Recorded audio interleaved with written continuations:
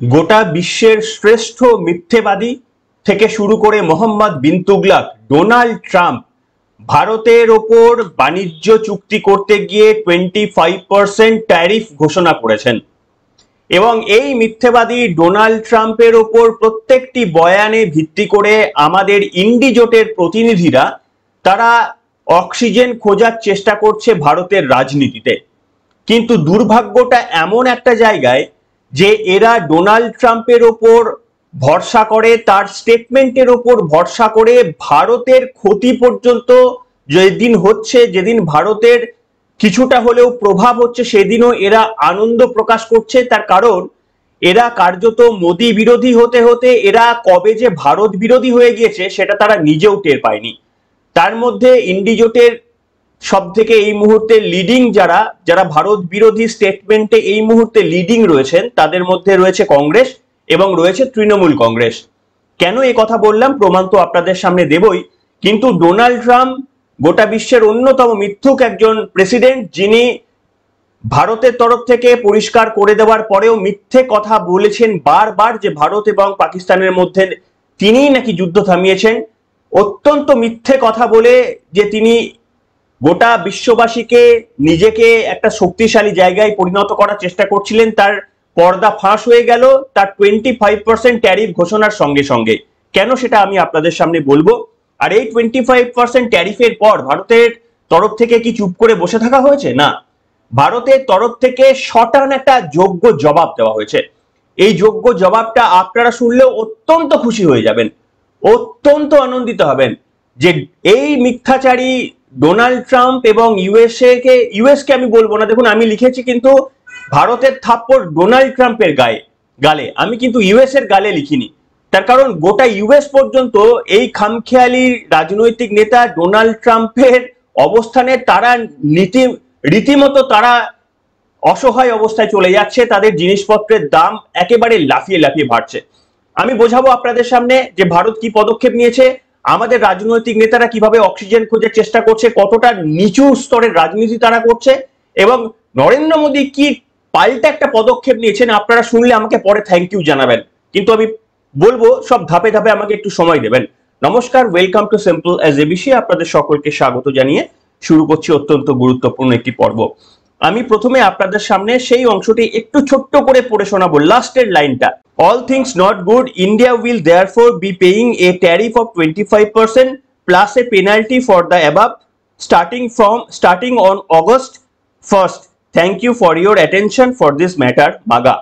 Okay, so Donald Trump বলছে 25%। কেন? তার কারণ ভারত নাকি রাশিয়ার উপর বেশি নির্ভরশীল, রাশিয়ার থেকে খনিজ তেল কেনে, রাশিয়ার থেকে যুদ্ধের সরঞ্জাম কেনে বলে 25% তো লাগিয়েছেন, প্লাস আরো পেনাল্টি হিসাবে একটা পার্সেন্ট রেখেছেন, সেটা তিনি ডিসক্লোজ করেননি। আগামী দিনে তিনি এটা ভারতের উপর থ্রেট দিয়ে রেখেছেন যে 25% ন্যূনতম, এরপরেও সেই সংখ্যাটা 30%ও হতে পারে, 35%ও হতে পারে। যাই হোক, আমরা অপেক্ষা করব। কিন্তু ডোনাল্ড ট্রাম্পের এই ঘোষণা নিশ্চিতভাবে ভারতের উপর তো চাপ বৃদ্ধি হবে। কতটা চাপ বৃদ্ধি হবে, কোন কোন সেক্টরে চাপ বৃদ্ধি হবে, আজকে আমি আপনাদের সামনে বলবো। যদিও ভারতের শেয়ার মার্কেট ডোনাল্ড ট্রাম্পের এই ঘোষণার পরেও আপনারা দেখে নেবেন গিয়ে নিফটিতে একেবারেই কিচ্ছু রকমের পরিবর্তন হয়নি, বরঞ্চ কিছুটা নিফটিও প্রথমে ঘোষণার পর একটু ওপর দিকে উঠেছিল, তারপরে দিনের শেষে 0.35 মাত্র একেবারে খুব অল্প ডাউন হয়ে এসে ক্লোজ হয়েছে। অর্থাৎ ভারতের ইকোনমিতে এখনো পর্যন্ত সেই রকম কোনো বড়সড় সাড়া পড়েনি। কিন্তু রাহুল গান্ধী এবং মমতা বন্দ্যোপাধ্যায়ের দল তারা অত্যন্ত উল্লসিত। কেন উল্লসিত এবং কতটা নিম্ন রুচির পরিচয় দিয়েছে তৃণমূল কংগ্রেস, আমি লজ্জিত। ওই ঠিক মহামৈত্রের মতো করে যিনি বলেছিলেন ভারতে এখন আর কে থাকতে চায়, বাংলাদেশেই সবাই থাকতে চায়। তো দেখুন তৃণমূল কংগ্রেস সেই ধরনেরই একটা জিনিস আমি আপনাদের সামনে দেখাচ্ছি। দেখুন এই ছবিটা তৃণমূল কংগ্রেস, এই পোস্টটা তৃণমূল কংগ্রেস করেছে, দেখতে পাচ্ছেন 25% ট্যারিফ। এবং এখানে দেখুন ভারতের অর্থনীতি, অর্থাৎ ভারতের মাথায় আমেরিকা ট্রাম্পের জুতো, এইটা নিয়ে তৃণমূল কংগ্রেস পোস্ট করে নরেন্দ্র মোদীকে বিঁধেছেন। আমি বললাম না যে এরা মোদী বিরোধী হতে হতে ভারত বিরোধী হয়ে গিয়েছে। ভাবতে পারেন কোন দেশের রাজনৈতিক দল এই সংকটকালে এইরকম পোস্ট করবে? এই জন্য শুভেন্দু অধিকারী বারবার বলেন তৃণমূল কংগ্রেস একটা দল নয়, সে এই কারণে বলে। তার কারণ আপনি বুঝতে পারছেন এরকম নোংরা পোস্ট একটা রাজনৈতিক দলে, এদের কোনো অধিকার রয়েছে রাজনৈতিক দলে থাকার? এটা গেল প্রথম। আমি আজকে প্রচুর পয়েন্ট দেওয়ার আছে, আমি সময় নষ্ট করব না, আপনারা অপেক্ষা করবেন ভারতের প্রধানমন্ত্রী নরেন্দ্র মোদী কি সিদ্ধান্ত নিয়েছে সেটা শোনার জন্য শেষ পর্যন্ত অপেক্ষা করবেন, আমাকে পরে থ্যাংক ইউ দেবেন। যাই হোক, এবার আমি আপনাদের সামনে বলবো যে রাহুল গান্ধীর বক্তব্য। রাহুল গান্ধীও অসাধারণ কিছু বক্তব্য বলেছেন। কেন তিনি বলেছেন, প্রসঙ্গটা হচ্ছে ডোনাল্ড ট্রাম্পের আরো একটি পোস্ট, সেই পোস্টটা আমি একবার দেখিয়ে নিই আপনাদের সামনে। দেখতে পাচ্ছেন পোস্টটি, এখানে ডোনাল্ড ট্রাম্প লিখেছেন, I don't care what India does with Russia, they can take their dead economies down together, for all I care. অর্থাৎ তিনি বলছেন যে আমি কেয়ার করি না ভারত রাশিয়ার সঙ্গে তাদের অর্থনীতিকে ডেড ইকোনমিতে পরিণত করুক, আমরা কেয়ার করি না। এটা তার পুরোপুরি রাগের কারণ, তার কারণ ভারত আমেরিকার উপর ডিপেন্ড করে না, ভারত আমেরিকাকে বিশ্বাস করে না, এটাই ভারতের নীতি, এবং সেই কারণেই ভারতের এই অবস্থান। আর তাই ডোনাল্ড ট্রাম্পের ভারতের উপর এত রাগ, এটা আমরা সকলে বুঝতে পারছি। কিন্তু রাহুল গান্ধীরা এইটার পরে এই যে ডেড ইকোনমি শব্দটা ব্যবহার করেছে, তারপরে রাহুল গান্ধী শুরু করে দিয়েছে ভারতের তো ডেড ইকোনমি, আপনারা জানেন না? ভারতের প্রধানমন্ত্রী তিনি বলছেন যে ডোনাল্ড ট্রাম্প, তিনি বলছেন যে আমি খুশি যে ডোনাল্ড ট্রাম্প এটা বলেছেন। আপনি ভাবুন, ভারতের নাকি ডেড ইকোনমি, এটা ডোনাল্ড ট্রাম্প বলেছে বলে তিনি বলছেন I am glad to here that. আপনি শুনুন রাহুল গান্ধীর একটা ছোট্ট বক্তব্য আপনাদের শোনাবো, খুব ছোট্ট।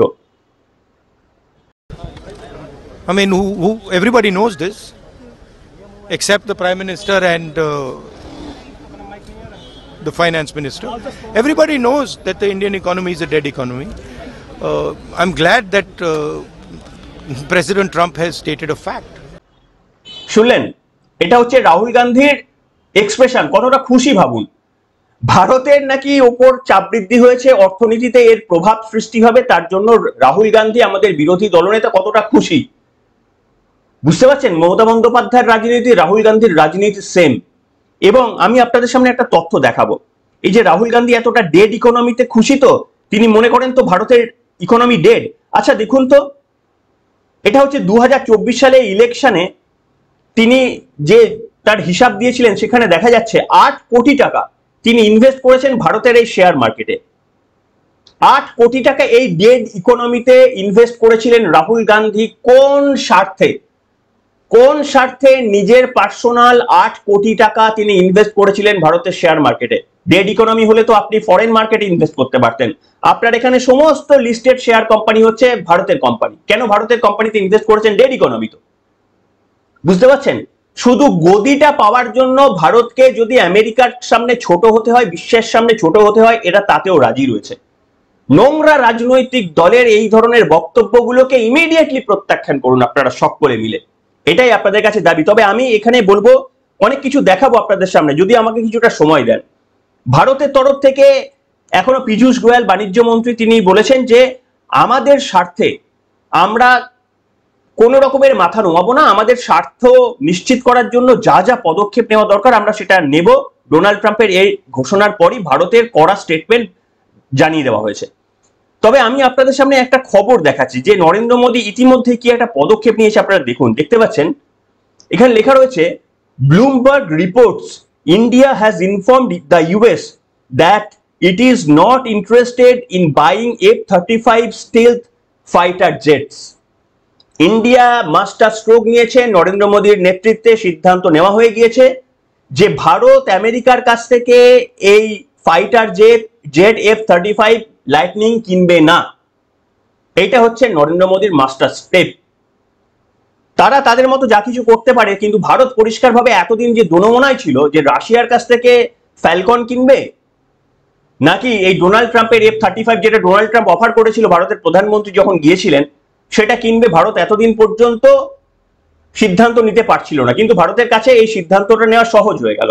তোমরা যদি আমাদের ওপর ট্যারিফ চাপাও, তাহলে আমরা নিশ্চিতভাবে বসে থাকবো না, তোমাদের অস্ত্র কিনে সাহায্য করবো না। ভারত পরিষ্কারভাবে বলে দিয়েছে, we are not going to buy your fighter jet. আপনারা এটাকে সাধুবাদ জানাবেন? এটাকে 56 ইঞ্চি বুকের দম বলবেন?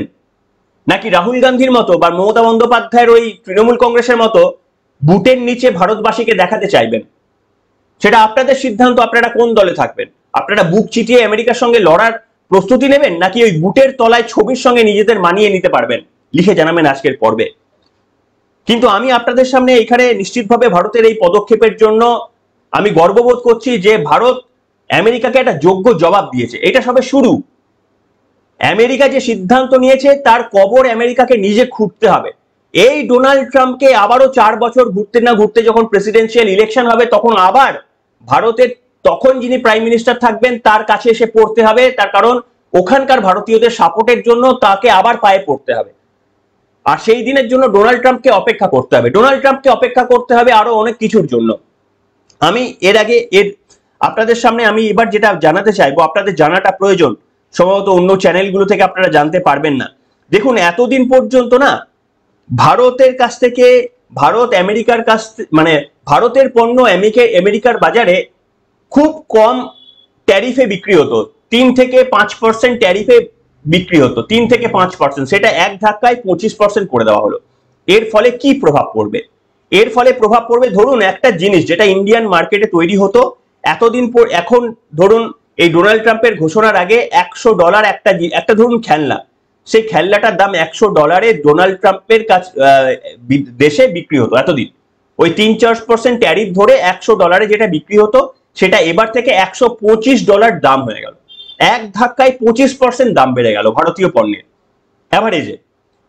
তাহলে বুঝতে পারছেন যে অন্যান্য দেশের যে পণ্যগুলো আমেরিকার বাজারে রয়েছে সেটা যদি $125 জায়গায় $110 বিক্রি হয় তাহলে আমেরিকার মানুষ এই পণ্যগুলো কিনবে, অর্থাৎ ভারতের পণ্যের কিন্তু সেখানে একটা চাহিদা হারাবে, ভারতের একটা সেখানে অর্থনৈতিক লস হবে। আপনারা বুঝতে পারছেন তো এই ট্যারিফ বৃদ্ধির কারণটা আপনাদের সামনে বললাম যে ভারতের অর্থনীতিতে কি লস হতে পারে। এবার আমি আপনাদের সামনে খুব ভেঙে ভেঙে বলবো যে কোন কোন সেক্টরে ঠিক কত লস হতে পারে ভারতের। দেখুন ভারতের প্রায় 5টা সেক্টরে এর প্রভাব পড়বে, 5টা সেক্টরে। একটা হচ্ছে সব থেকে বেশি প্রভাব পড়বে টেক্সটাইল এবং মানে ওই বস্ত্রজাত দ্রব্যের, সেখানে ভারতের ক্ষতি হতে পারে 2.2 বিলিয়ন পার ইয়ার, ভারতের ক্ষতি হতে পারে। জুয়েলারি শিল্পে ভারতের ক্ষতি হতে পারে 1.5 বিলিয়ন। ফার্মা এক্সপোর্ট সেক্টরে ভারতের ক্ষতি হতে পারে 1.2 বিলিয়ন। লেদারে ক্ষতি হতে পারে 0.8 বিলিয়ন এবং অ্যাগ্রোকালচার প্রোডাক্টে ভারতের ক্ষতি হতে পারে 0.6 বিলিয়ন।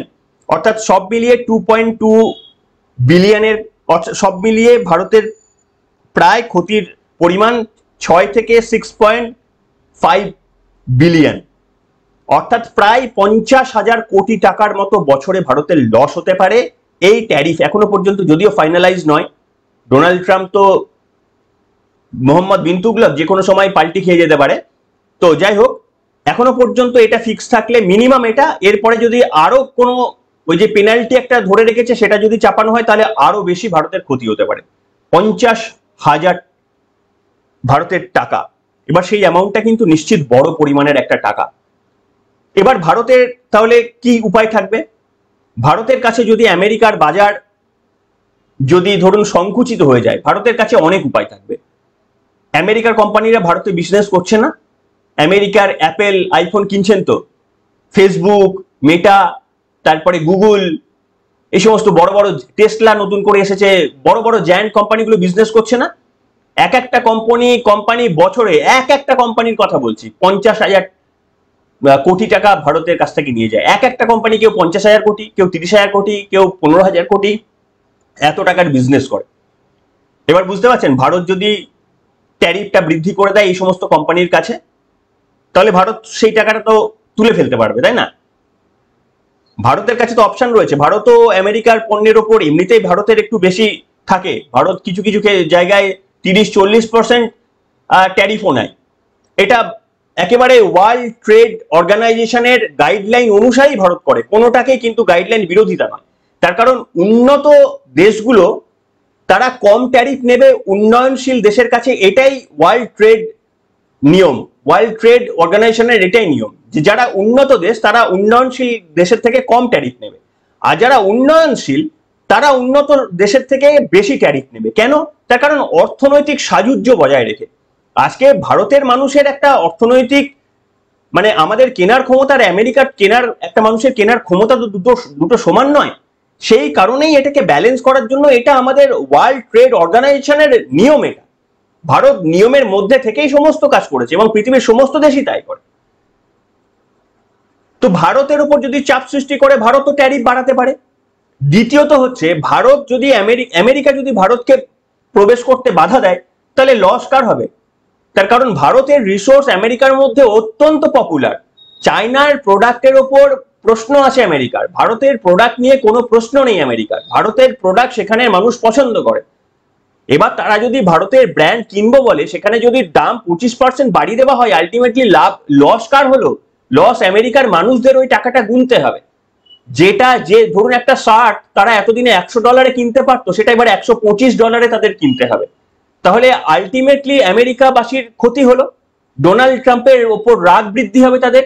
তার কারণ ভারতের পণ্যের একটা আলাদা কদর রয়েছে, সেটাকে অন্য কোনো দেশ রিপ্লেস করতে পারে না।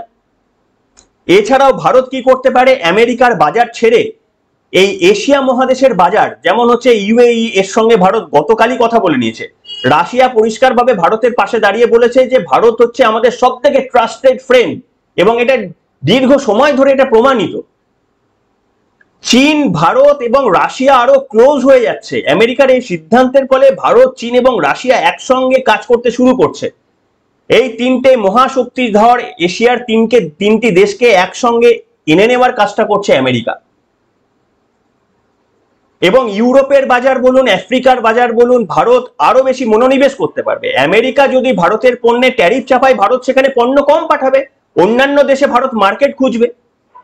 ভারতের হাতে উপায় রয়েছে। হ্যাঁ, লস তো কিছুটা হবে, কিন্তু তা বলে আমাদের এখানে একটা অন্য দেশ একটা অর্থনৈতিক সার্জিক্যাল স্ট্রাইক করেছে বলে রাহুল গান্ধী বা মমতা বন্দ্যোপাধ্যায়ের মতো করে এইরকম বুটের তলায় ভারতবাসীকে দেখানো, এই নির্লজ্জ প্রয়াসের জন্য ধিক্কার জানান একবার। আর ভারতের প্রধানমন্ত্রী নরেন্দ্র মোদী বা গোটা ভারতের এই সিদ্ধান্ত যে F-35 যুদ্ধ বিমান আর কিনবো না, তার কারণ আপনারা যদি রাশিয়ার কাছ থেকে আমরা যুদ্ধাস্ত্র কিনি বলে আপনারা আমাকে থ্রেট দিয়ে ট্যারিফ অলরেডি বাড়িয়ে দেন, তাহলে আর কোনো পয়েন্ট অফ ডিসকাশনই হয় না। আপনাদের সঙ্গে বাণিজ্য করার আর ডিসকাশনই হয় না। F-35 কিনবো না আপনাদের কাছে। যুদ্ধ সমরাস্ত্র কেনার জন্য এবার আমাদের শুধুমাত্র রাশিয়ার কথা ভাববো, আপনাদের কথা ভাববোই না। এমনিতেই আমেরিকার যে কোনো যুদ্ধ সরঞ্জাম আজকে অর্ডার দিলে 10 বছর পর ডেলিভারি হবে কিনা তার সন্দেহ রয়েছে, তাদের কথার বিশ্বাসযোগ্যতা নেই।